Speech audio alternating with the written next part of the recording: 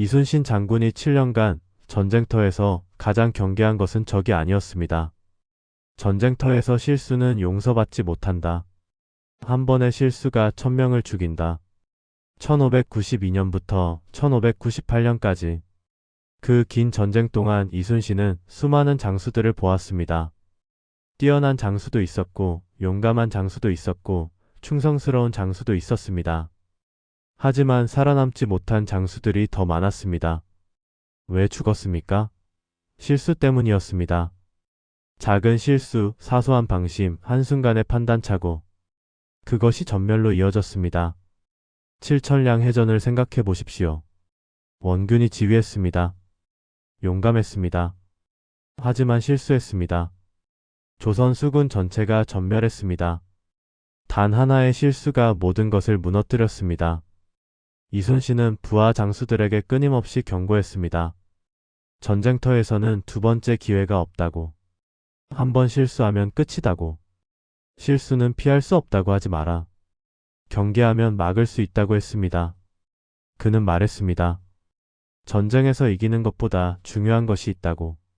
실수하지 않는 것이라고. 실수만 하지 않으면 지지 않는다고. 지지 않으면 결국 이긴다고 했습니다. 오늘은 이순신 장군이 평생 가장 경계한 전쟁터의 실수 7가지를 이야기하려 합니다. 이 7가지는 400년 전 전쟁터에서만 일어나는 실수가 아닙니다. 지금 당신의 일터에서도, 사업에서도, 프로젝트에서도 똑같이 일어납니다. 한 번의 실수가 당신의 경력을 무너뜨립니다. 한순간의 방심이 당신의 사업을 망칩니다. 작은 판단착오가 당신의 팀을 전멸시킵니다. 이순신이 경계한 실수를 배우십시오. 같은 실수를 반복하지 마십시오. 오늘 이야기가 마음에 드신다면 구독과 좋아요를 눌러주세요. 잠시 생각해 보십시오. 당신은 지금 어떤 실수를 하고 있습니까? 깨닫지 못하고 있습니까? 전쟁터에서는 모르는 것이 죽음입니다. 당신의 일터에서도 그렇습니다. 이제 함께 이순신이 경계한 7가지 실수를 살펴보겠습니다. 첫 번째부터 하나씩 살펴보겠습니다. 첫 번째, 적을 얕잡아 보는 것. 적을 무시하는 자는 반드시 패한다. 교만은 죽음이다. 이순신이 전쟁터에서 가장 먼저 경계한 실수가 바로 이것이었습니다. 전쟁터에는 늘 그런 장수들이 있었습니다. 적을 얕잡아 보는 자들 말입니다. 왜군은 약하다고 말하고 우리가 더 강하다고 자신하고 쉽게 이길 수 있다고 장담하는 사람들 말입니다. 이런 사람의 문제는 교만입니다. 독이 든 술처럼 달콤하지만 마시면 죽습니다. 겉으로는 자신감처럼 보이지만 속으로는 오만입니다. 구멍난 갑옷을 입은 것과 같으니 한 방에 뚫리는 것입니다. 이순신은 말했습니다. 적을 절대 얕보지 마라. 호랑이도 토끼를 잡을 때 전력을 다한다. 하물며 전쟁에서라. 난중일기에도 썼습니다. 적을 무시하는 순간 패배가 시작된다고 했습니다. 적을 얕잡아 보면 준비를 소홀히 합니다. 정찰을 게을리 합니다. 방어를 허술하게 합니다. 더 무서운 것은 이런 장수 밑에 있으면 병사들도 방심한다는 것입니다.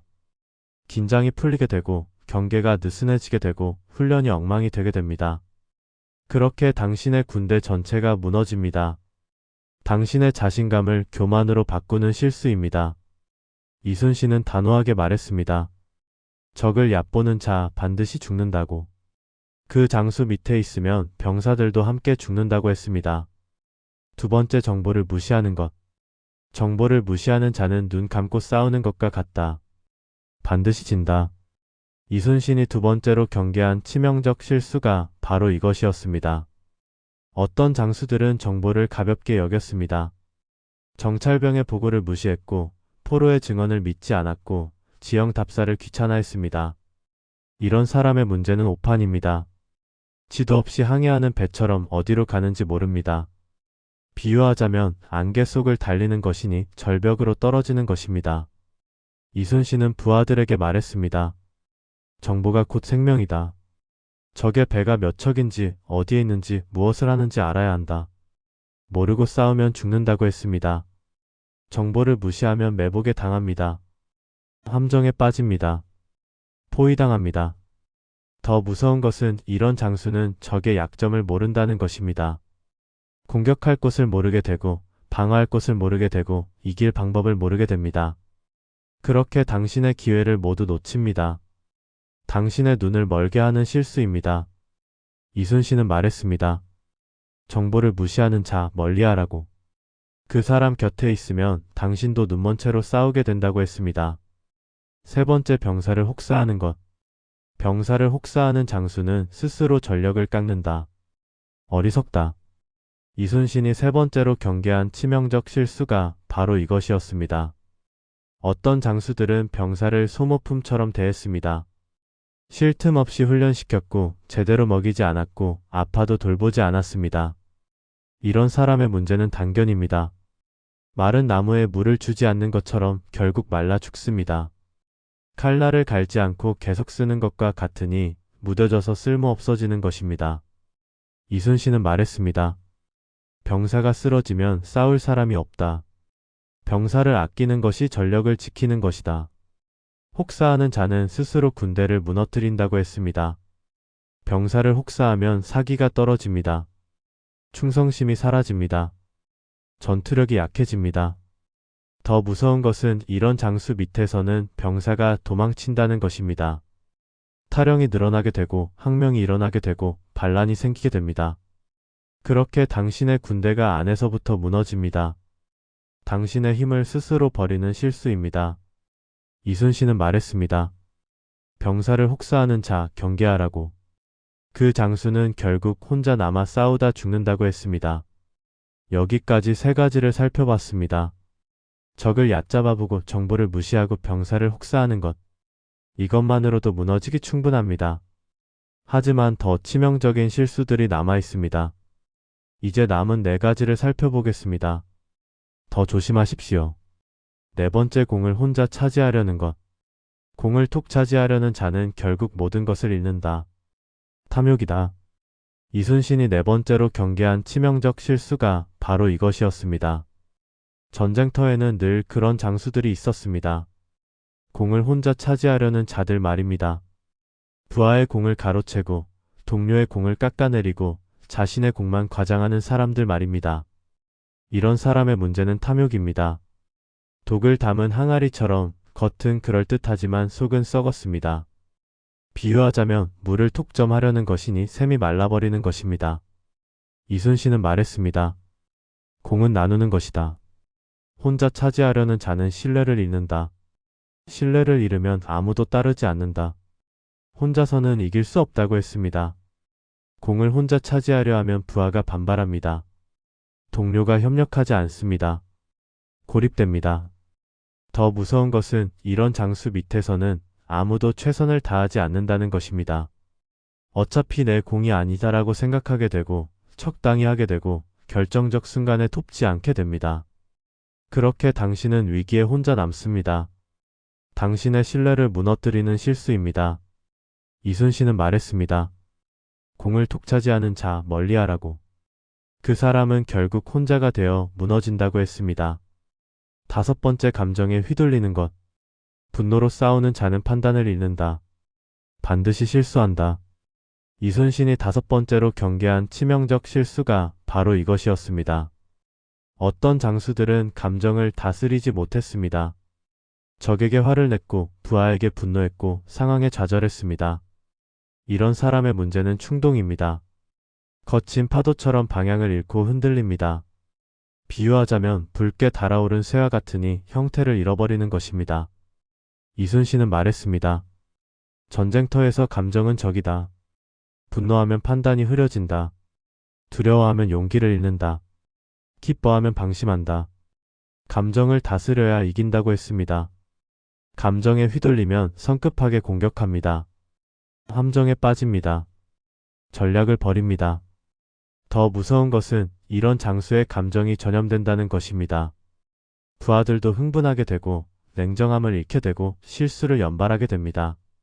그렇게 당신의 군대 전체가 감정에 휘둘립니다. 당신의 판단력을 마비시키는 실수입니다. 이순신은 말했습니다. 감정적인 장수 따르지 말라고.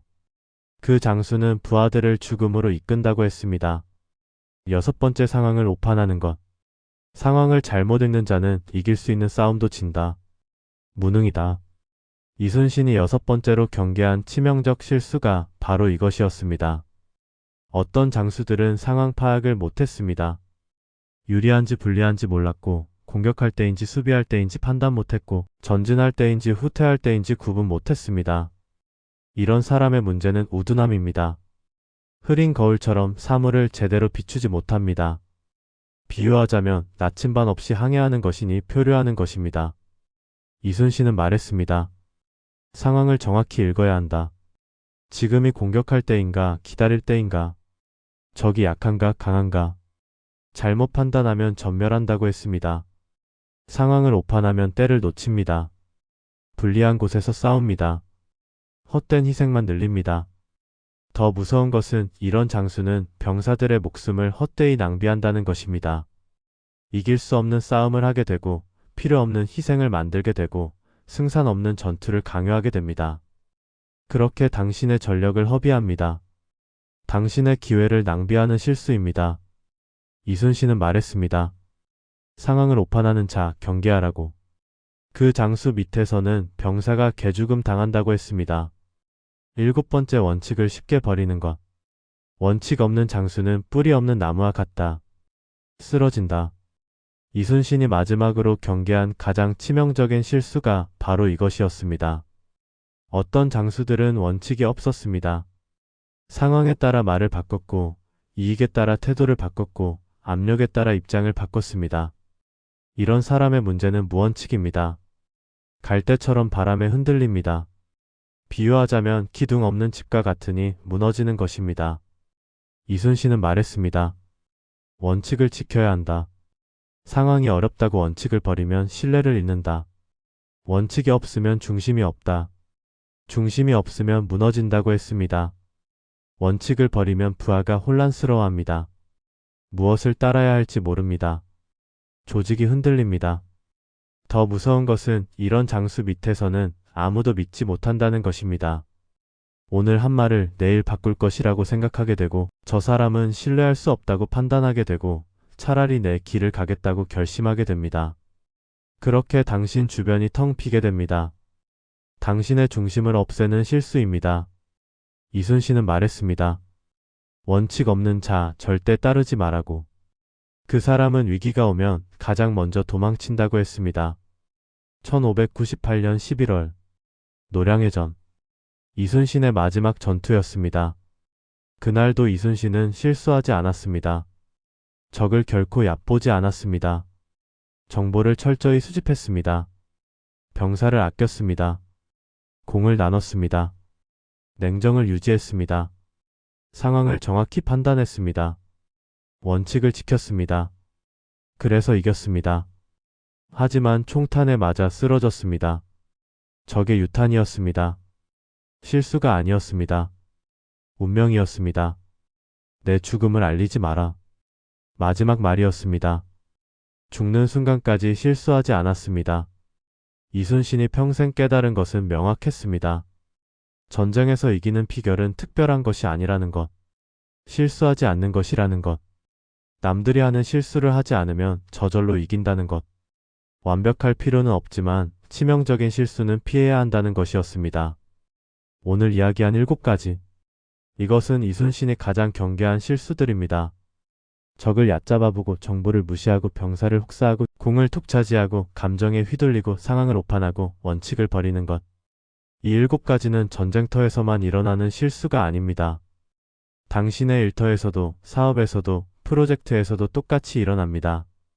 오늘부터 점검하십시오. 첫째, 당신은 경쟁자를 얕보고 있습니까? 교만하지 마십시오. 그들도 당신만큼 치열합니다.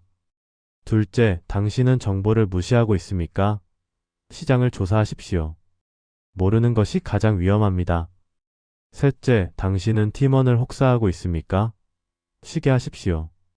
쓰러지면 일할 사람이 없습니다.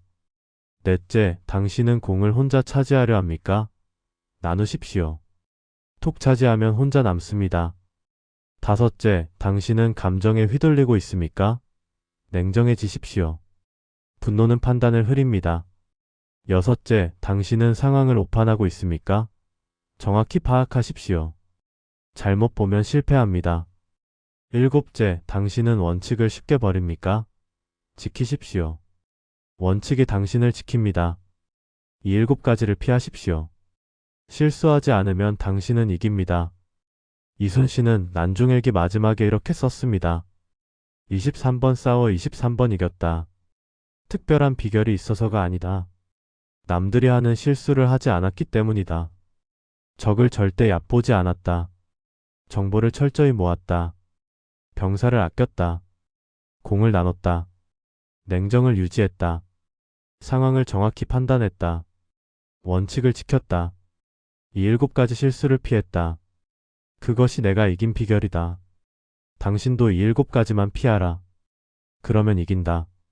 반드시 이긴다. 지금 당장 점검하십시오. 당신의 실수를 찾으십시오. 첫째, 경쟁자를 얕보고 있지 않습니까? 오늘부터 존중하십시오. 둘째, 정보를 무시하고 있지 않습니까? 지금 당장 조사를 시작하십시오. 셋째, 팀원을 혹사하고 있지 않습니까? 오늘 한 명이라도 쉬게 하십시오. 넷째, 공을 툭 차지하려 하지 않습니까? 다음 회의에서 팀원의 공을 인정하십시오. 다섯째, 감정에 휘둘리고 있지 않습니까? 지금 심호흡하십시오. 여섯째, 상황을 오판하고 있지 않습니까? 다시 한번 점검하십시오. 일곱째, 원칙을 버리고 있지 않습니까? 지금 다시 세우십시오. 실수를 하나씩 고쳐가십시오. 당신은 할 수 있습니다. 이순신이 실수를 피한 것처럼 당신도 피할 수 있습니다. 함께 시작합시다. 이순신은 노량해전에서 쓰러지기 직전 이렇게 말했습니다. 내 죽음을 알리지 마라. 전투는 계속되어야 한다. 마지막 순간까지 실수하지 않았습니다. 전쟁터에서 실수는 용서받지 못한다. 한 번의 실수가 1000명을 죽인다. 적을 얕보지 마라. 정보를 무시하지 마라. 병사를 혹사하지 마라. 공을 독차지하지 마라.